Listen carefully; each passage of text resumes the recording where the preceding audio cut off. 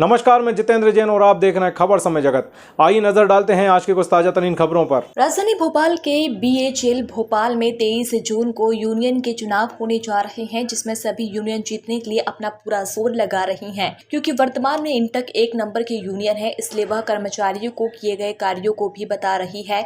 और इंटक का दावा है कि आने वाले चुनाव में बीएचएल के कर्मचारी इंटक को दोबारा नंबर 1 की पोजीशन देंगे।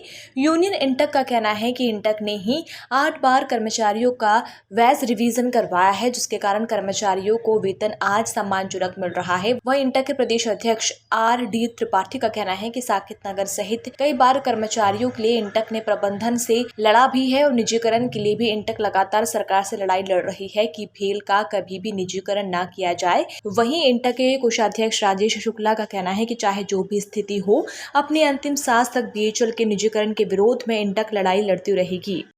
सर, बीएचएल में चुनाव हो रहे हैं, इंटक ने कितने महत्वपूर्ण काम किए हैं जो कर्मचारियों के हित के लिए हैं?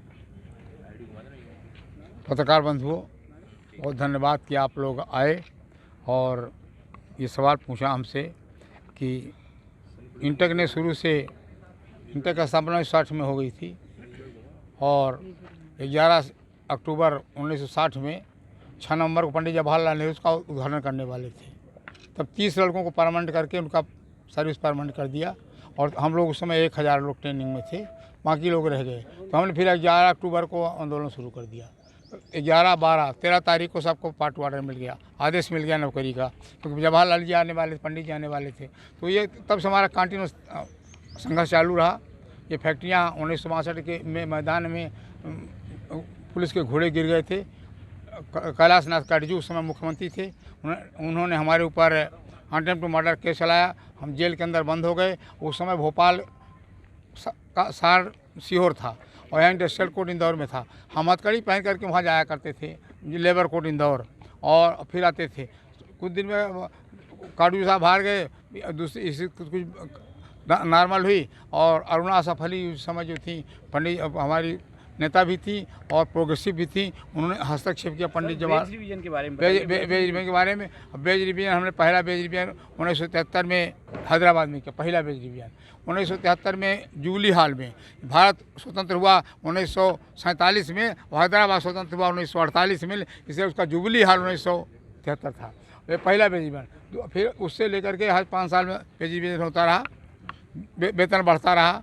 जब रिवीजन शुरू किया था तब हमारी तनख्वाह न्यूनतम वेतन 35 रुपये था, न्यूनतम वेतन बेज रिवीजन में। और फिर चलता रहा। फिर कुछ दिन बाद हमारा जब संतान नए आया तो 10 साल का एग्रीमेंट किया हमने और 7वां बेज रिवीजन बहुत ऐतिहासिक किया। और पहले हम रोटी कपड़ा मकान दवा शिक्षा की लड़ाई लड़ते थे, फिर हमने मोटर मोबाइल मकान की लड़ाई लड़ी, उसको जीता। फिर हमने साकेत नगर ऐसा 200-250 एकड़ में 1 रुपया 40 पैसा स्क्वायर फीट में साकेत नगर को 1 रुपया 40 पैसा स्क्वायर फीट में किया और इंदिरा गांधी जी से उद्घाटन कराया यहाँ पर 1983 4 दिसंबर को। और हमारा उसी समय पार्क भी बना। तो ये रिवीजन के बारे में आज वर्तमान में जो देश में सरकार है वो पूरी तरीके से जो सरकारी उद्योग हैं उनको पूरी तरीके से बेचना चाहती है। हेम टू इंटक और इंटक का एक संकल्प है कि जितने भी कारखाने नेहरू जी ने लगाए थे हम उन कारखानों को बचाना चाहते हैं। इस लड़ाई के लिए हम सड़क से लेकर संसद तक लड़ेंगे और अपनी आवाज़ को बुलंद करेंगे। निजीकरण इंटक ने किस तरीके से रोका, इसका मैं एक उदाहरण अभी आपको देखना चाहता हूं। हमारे अध्यक्ष महोदय के नेतृत्व में छत्तीसगढ़ बस्तर में एक नगरनार स्टील प्लांट है। जो लोग कहते हैं कि निजीकरण नहीं रुक सकता, तो निजीकरण रुक सकता है।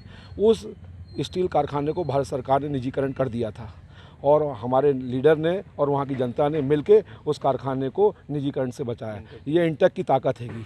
इंटक की ये ताकत है कि आज हमारे जो राष्ट्रीय अध्यक्ष है संजीवा रेड्डी, उनके पीछे 4 करोड़ लोग हैं जो किसी भी असंभव चीज़ को संभव कर सकते हैं और उन्होंने इस देश में इन सब चीज़ों की लिए लड़ाई भी लड़ी है और इन सरकारी उद्योगों को बचाया भी है। और हम बीएचएल को लेकर पूरी तरीके से संकल्पित हैं कि इस कारखाने को हम बचा के रहेंगे, चाहे उसके लिए हमें कोई भी कुर्बानी देनी पड़े। संवाददाता शक्ति Bharti, Bhopal. For latest news, subscribe to our channel and press the bell icon.